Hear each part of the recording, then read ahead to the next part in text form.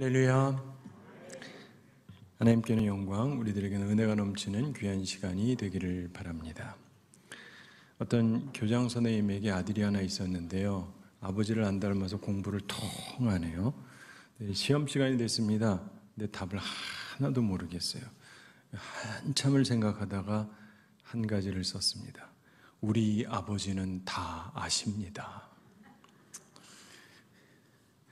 선생님이 그걸 보고 좀 고민하시다가 채점란에다가 이렇게 썼답니다. 교장 선생님은 100점, 학생은 빵점. 스페인 속담에 이런 말이 있습니다. 한 아버지는 10명의 아들을 기르지만 10명의 아들은 한 아버지를 봉양하지 못한다. 무슨 말이냐? 부모님의 은혜를 말하는 거죠.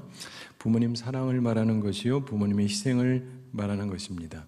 물론 자녀 중에도 부모님 사랑하고 희생하는 그런 자녀도 있지만 일반적으로 부모님의 사랑을 자녀들이 따라가지 못하죠. 그래서 사랑은 흔히 내리사랑이다 이렇게 말합니다.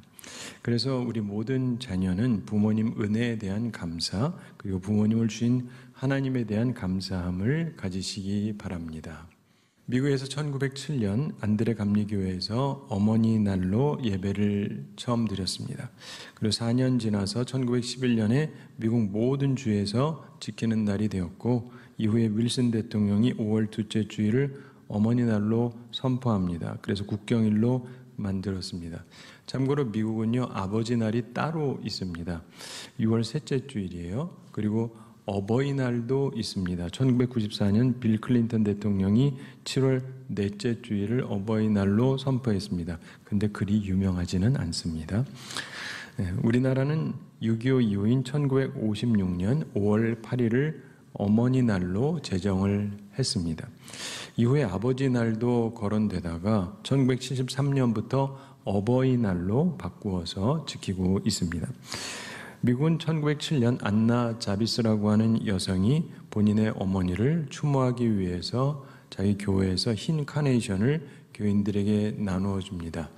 그 일에서 이 일이 비롯됐는데, 그러다가 1914년 미국 28대 대통령 윌슨 대통령이 5월 둘째 주일 어머니 날로 정하면서 정식 기념일이 된 이후에 지금까지 100년이 넘도록 5월 둘째 주일 어머니가 생존한 사람은 저처럼 빨간 카네이션, 그리고 어머니가 돌아가신 분은 흰 카네이션을 가슴에 달고 집회를 엽니다. 그리고 가정에서 자녀들이 부모님에게, 어머님에게 선물을 하죠. 우리 한국 많은 교회도 고등학생 혹은 청년들이 직접 주말에 꽃을 사가지고 교회 성도들에게 드릴 꽃을 만들죠. 그리고 주일날 달아드립니다. 오늘 어버이 주일인데 복음이 있는 가정, 좋은 소식이 있는 가정이 되기 위해서 자녀들은 이제 어떤 자녀가 되어야 하는가, 이걸 생각해 봐야 됩니다. 저는 그걸 생각하면 항상 떠오르는 한 가지 일화가 있습니다. 제가 직접 겪은 건데, 대학 시절에 미국에서 겪은 건데, 저희 아버님하고 다른 두 분 목사님, 이렇게 세 분이 대화하는 광경을 본 적이 있습니다. 제가 운전하면서 자연스럽게 대화를 들었는데, 다른 한 목사님은 한국에서 그 당시 초대형 교회를 담임하던 목사님입니다. 교인이 10,000명이 넘는 교회 목사님이셨고, 들으면 아실 분이 많을 거예요. 그리고 다른 목사님은 미국 이민교회가 본래 좀 작은데 그 가운데도 아주 교인이 거의 없는 작은 교회를 담임하던 목사님이었습니다. 그러니까 대화를 하는데 아무래도 한국의 이 초대형 교회 목회하는 목사님은 이렇게 자신감이 있어 보이죠. 그리고 이민교회에서 교인 거의 없는 이 교회 목사님을 보면은 좀 기죽어 보이고 그렇습니다. 근데 대화를 하시다가 자식 얘기가 나왔어요. 자식 얘기가 나왔더니 갑자기 상황이 돌변하는 거예요. 왜냐? 이 아주 작은 이민교회 목사님 아들이 미국 최고 명문대학 다니고 있었거든요. 그리고 한국의 큰 교회 목사님 자녀는 그렇지가 않았던 것 같아요. 네, 그랬더니 갑자기 한 분이 기가 살아나기 시작을 하고, 한 분이 갑자기 기가 팍 죽는 거예요. 그걸 보면서 제가 대학 시절에 깨달은 게 있습니다. 아무리 잘난 부모도 자식이 못나면 기 죽는구나. 그리고 아무리 못나 보이는 부모도 자식이 잘나면 기가 사는구나. 여러분, 자녀는 부모를 공경해야 됩니다.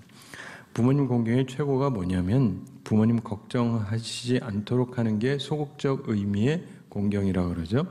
그리고 적극적인 공경은 부모님을 기쁘시게 하는 것이다, 이렇게 우리가 가르칩니다. 그런데 무엇이 부모님을 기쁘시게 하는 거냐? 자랑스러운 아들, 딸이 되는 것이죠. 자랑스러운 자녀가 있는 가정은 그야말로 좋은 소식이 있는, 복음이 있는 가정이라고 할 수 있습니다. 여러분 생각해 보세요. 지난주에 나눴던 말씀처럼 부모님은 의롭다. 그래서 의로운 부모님이 있고 자녀들은 자랑스러운 자녀, 이렇게 구성된 가정이 된다면 참으로 좋은 소식이 있는, 복음에 합당한 가정이라고 할 수 있을 것입니다.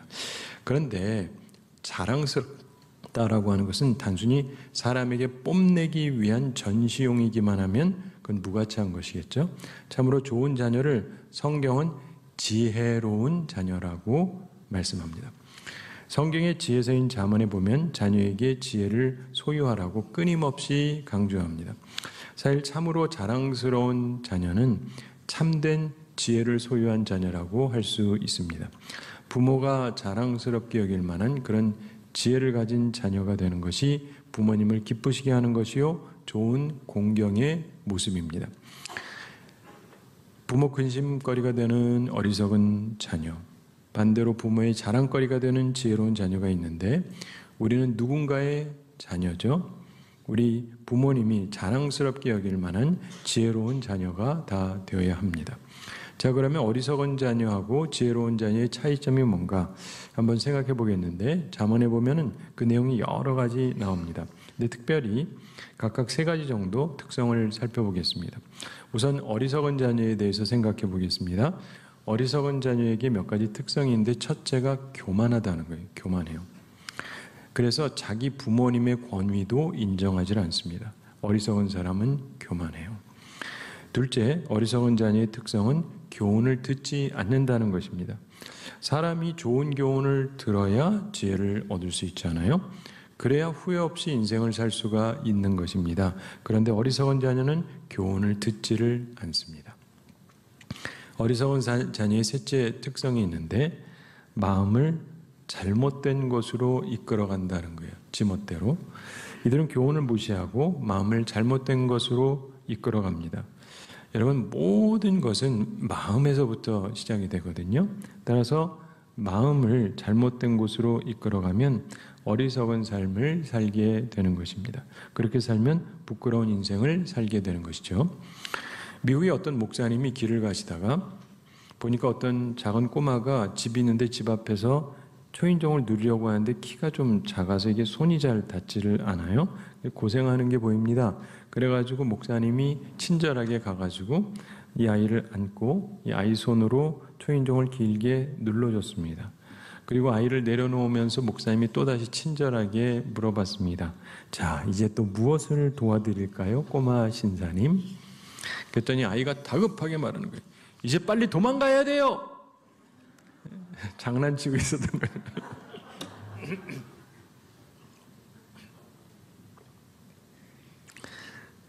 마음을 잘못된 길로 인도하던 아이였죠. 자, 그와는 다르게 부모의 자랑이 되는 지혜로운 자녀가 있는데 우린 그런 사람들이 되어야 됩니다. 지혜로운 자녀에게 3가지 중요한 특징이 있습니다. 오늘 본문을 통해서 우리가 그 교훈을 얻게 되기를 바랍니다. 우선 구약 본문 잠언 23장 19절 찾아서 함께 읽어보겠습니다. 내 아들아, 너는 듣고 지혜를 얻어 내 마음을 바른 길로 인도할지니라. 아멘. 지혜로운 자녀는 첫째, 듣고 마음을 바른 길로 인도합니다. 본문에서 내 아들아 너는 듣고 이렇게 말씀하죠. 근데 히브리 원어를 보면 시작이 샤마라고 하는 단어로 시작되는데 이 말은 들으라예요. 내 아들아가 시작이 아니라 들어라, 이게 첫 시작이에요. 원어를 보면 샤마, 들으라, 너 나의 아들아, 이렇게 시작이 돼요. 우선 샤마, 들음이 있어야 됩니다. 듣고 지혜를 얻어서 마음을 바른 길로 인도해야 됩니다. 이것은 신약 본문 에베소 6장 1절하고 일맥상통합니다. 에베소 6장 1절 함께 찾아서 읽어보겠습니다. 자녀들아 주 안에서 너희 부모에게 순종하라. 이것이 옳으니라. 아멘. 이것이 옳다. 이것은 역시 바른 길이다. 이런 뜻이지 않습니까? 우리가 듣고 마음을 바른 길로 인도해야 됩니다. 그런데 그렇게 한다면 어떤 결과물이 나오느냐면 바로 순종이 나오는 거예요. 에베소 6장 1절에서 자녀들아 주 안에서 너희 부모에게 순종하라. 이것이 옳으니라. 이렇게 말씀하죠. 자기 부모에게 순종해야 됩니다. 물론 주 안에서죠. 믿음 안에서. 믿음 안에서 순종한다. 항상 하나님이 최우선이기 때문에 그렇습니다. 그리고 그 안에서 부모님에게 순종해야 됩니다. 그게 바른 길인 것이죠. 여러분, 우리나라 조선시대 숙종대왕 때 있었던 유명한 일화가 있죠. 하루는 임금님이 민정을 살피려고 평복을 입고 나섰습니다. 별감, 무감이랑 함께 길을 가다가 어느 작은 초가집에 이르게 됐는데 이상해요. 장단에 맞춰서 부르는 노랫소리가 나는데 또 누군 또 울고 있어요. 여러분이 즐거워서 부르는 노래하고 울음, 이건 뭔가 조화가 되지가 않잖아요. 그래가지고 무슨 일이지 하고 이제 그 초가집을 슬쩍 살펴봤는데 그 안에 사람이 3명이 있어요. 3명이 있는데 우는 사람이 누군가 했더니 노인네 하나, 남자분 노인이 하나 울고 있습니다. 그리고 노래는 또 누가 부르나 하고 봤더니 젊은 남자가 부르고 있어요. 근데 이 사람이 상복을 입고 있어요. 상복을 입으면 노래 부르면 안 되는데 근데 즐거운 노래를 또 부르고 있어요. 좀 이상하죠. 그리고 또 다른 사람이 하나 있는데 여자인데 이 사람은 머리를 빡빡 깎았어요. 그러니까 여승인 것 같습니다. 근데 여승인데 또 그 노래소리에 맞춰가지고 춤까지 추고 있어요. 그 너무 기괴한 광경입니다. 그래서 등불이 좀 꺼져가지고 불 좀 얻어가려고 한다. 이렇게 얘기하고 들어간 김에 이제 질문을 했죠. 그랬더니 노인이 말합니다. 저는 효자 효부를 둔 호레비 영감인데 오늘이 제 생일입니다. 근데 너무 가난해가지고 생일 잔치를 할 수가 없는데 그래서 아들이 애를 태우니까 제 며느리가요 자기 머리카락을 저렇게 잘라가지고 팔아가지고 고기랑 술 가져다가 저를 대접을 합니다. 가만히 생각해 보니까 이런 효자 효부한테 돈 모아주지 못한 게 너무 원통합니다. 그래서 제가 운 겁니다.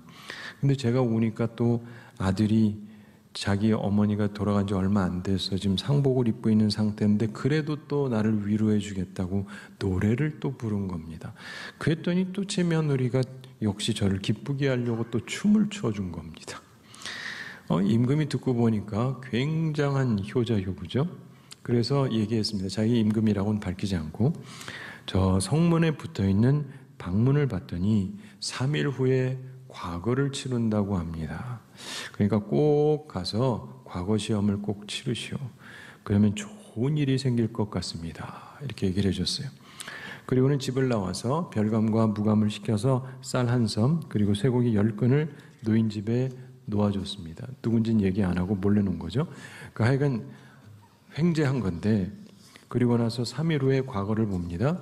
그 노인이 아들에게 너 가서 봐라. 그 아들도 또 아버지 말씀 듣고 갔습니다. 과거를 보러 갔는데 시험 문제가 났습니다. 상가 무승 노인탄 이렇게 돼 있는데 상가라는 거는 상제가 노래를 부른다. 상가에서 누가 노래를 불러요? 근데 이제 상제가 노래를 부른다. 너무 이상하죠? 그리고 무승 중이 춤을 추고 있다. 중이 또 왜 춤을 춰요? 그리고 노인탄 노인이 탄식한다. 이게 무슨 소리입니까? 말이 안 되잖아요. 그러니까 선비들이 앉아가지고 이게 수근수근 이게 도대체 뭐냐 여기에 대해서 쓰라는 건데 알 길이 없잖아요. 근데 이 청년은 3일 전에 자기 집에서 있었던 일이잖아요. 답을 다 알죠 뭐. 그래가지고 잘 썼습니다. 그래가지고 장원급제했다. 이거 실화예요, 실화. 행복하게 살았다는 것입니다. 지혜로운 사람은 듣고 마음을 바른 길로 인도합니다. 순종합니다. 그래서 아름답게 살게 되는 것입니다. 여러분도 꼭 그렇게 사시고 여러분의 후손들도 꼭 그렇게 사시게 되기를 바랍니다.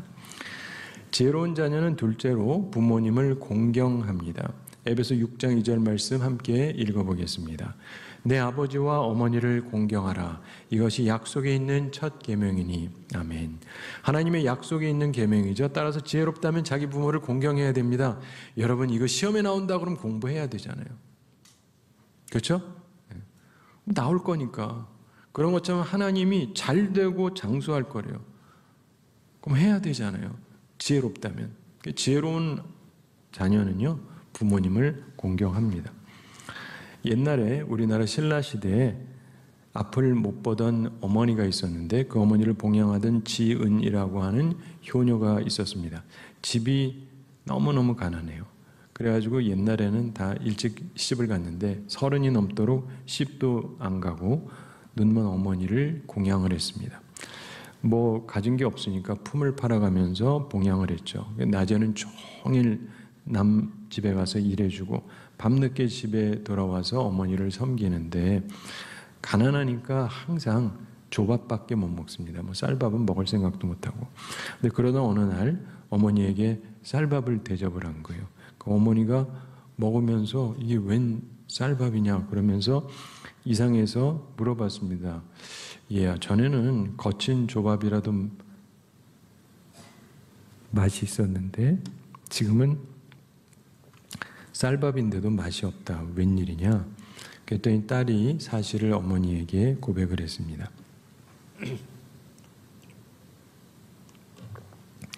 자기 몸을 담보로 쌀을 얻은 거예요. 그래서 그 말을 들은 어머니가 목 놓아 울었습니다. 딸도 슬피 울고. 근데 마침 효정랑이라고 하는 화랑이 있는데 포석정에 놀러 갔다가 이 소식을 듣습니다. 그리고는 조100석을 주고 이 지은의 몸을 속량해 줬어요. 그래서 자유의 몸이 되도록 해줬는데 그리고 다시 그 소식이 그 당시 왕이었던 진성왕에게 전달됐습니다. 왕이 들어보니 참 대단한 효녀잖아요. 그래서 효녀 지은을 위해서 벼 500석을 하사했습니다. 그리고 좋은 집도 지어줬어요. 그리고 그 동네를 효양방이라 부르게 했습니다. 사랑하는 성도 여러분, 지혜로운 자녀는 부모를 공경하고 자기 자리를 지키는데 그러면서 이런 은혜를 체험하기도 합니다. 여러분도 그런 은혜를 체험하시게 되기를 바랍니다. 지혜로운 자녀는 셋째로 잘 됩니다. 잘 돼요. 에베소 6장 3절 함께 읽어보겠습니다. 이로써 내가 잘 되고 땅에서 장수하리라. 아멘. 무엇보다 잘 됩니다. 한 인생 사는데 잘 되면 얼마나 좋습니까? 게다가 장수한다 그러는데 이 얘기는 무슨 말이냐면 잘 되고 이걸 누릴 것이다. 장수한다는 건 잘 되고 누리는데 누리는 것이 길 것이다. 이런 뜻이에요. 중국 역사에서 요순 시대를 굉장히 중시하죠. 요임금, 순임금, 가장 훌륭한 전설적인 임금들로 알려져 있습니다. 그래서 요순 시대 그러면 태평성대를 뜻하는 말인데 순임금에 대한 이야기가 전해져 내려옵니다. 어렸을 때 일찍 어머니를 여의었습니다. 그리고 계모 밑에서 자랐습니다. 아무래도 친어머니가 아니니까 다르잖아요. 근데 그럼에도 불구하고 계모에게도 지극히 효를 다했답니다. 그런데 문제는 그 계모는 아주 흉악한 사람이었답니다. 이 재산 상속이 이 순에게 돌아갈 걸 생각하고 얘를 죽이려고 한 거예요. 한 번도 아니고 여러 번 그랬습니다. 한 번은 우물에 빠뜨려 죽이려고 했고 그리고 또 한 번은 다락에 오르게 하고 불 놓아 죽이려고 하고 하여간 너무 잔인하죠. 그런데 순이 이런 계모의 간교 밑에서도 자신은 할 바를 하면서 효를 다했어요. 그러니까 사람들에게 알려지게 되죠. 그러면서 그 효행이 그 당시 왕이었던 요임금의 귀에도 들립니다. 그리고 요임금이 그를 만나게 되고 아끼게 되고 사랑하면서 그를 자기 후계자로 삼았습니다. 이 순임금, 자기 마음을 정로로 인도했던 사람이라고 할 수 있습니다. 비록 환경이 그의 마음을 거칠게 만들만 했지만 그럼에도 불구하고 그는 지혜로운 사람이어서 마음을 바른 길로 인도했습니다. 그 결과 참으로 복을 얻게 되었던 것입니다. 제가 한 가지 이야기 말씀드리면서 오늘 말씀을 마치겠습니다. 미국 플로리다 출신의 세계 최고의 여성 테니스 선수 중에 하나로 크리스 에버트라고 하는 선수가 있습니다. US 오픈에서만 6번을 우승을 했고 프랑스 오픈에서 7번 우승했습니다. 테니스 대회에서 그랜드 슬램이라고 말하는 게 있어요. 4개의 메이저 대회를 가리킵니다. 호주 오픈, 프랑스 오픈, 영국 윈블던, 그리고 US 오픈을 얘기하는데 크리스 에버트가 이 그랜드 슬램 대회 여기에서 18번을 우승을 했습니다. 대단한 선수였습니다. 그런데 이 크리스 에버트에게도 인생에 중요한 시기가 있었어요. 고등학교 시절이었습니다. 당시 테니스 하면서 응원을 하는 치어리더도 하고 싶었거든요. 참고로 미국에서는 치어리더가 대단합니다. 우리나라에는 좀 달라요, 급이. 인기가 굉장합니다. 말 그대로 짱이에요. 그런데 아버지가 조언을 해줍니다. 크리스, 네가 훌륭한 선수가 되고 싶다면 테니스만 열심히 해라. 테니스만 열심히 해라. 크리스가 아버지 충고에 순종했습니다.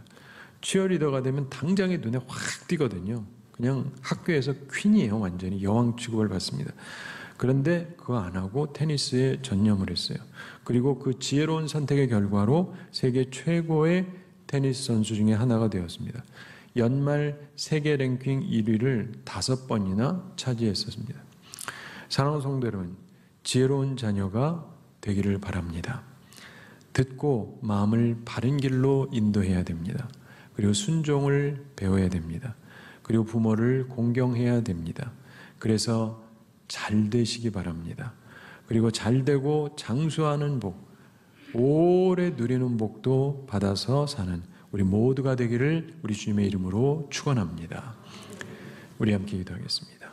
사랑의 하나님 아버지, 우리를 사랑하시고 오늘도 저희들에게 귀한 말씀 주심을 감사드립니다. 주의 말씀을 기억하면서 저희들이 지혜로운 자녀가 되므로 하나님으로부터 축복을 받고 장수하고 복을 오랫동안 누리는 귀한 은총의 삶을 살아가는 저희들 다 되게 하여 주시옵소서. 감사드리며 예수님의 이름으로 기도드리옵나이다. 아멘.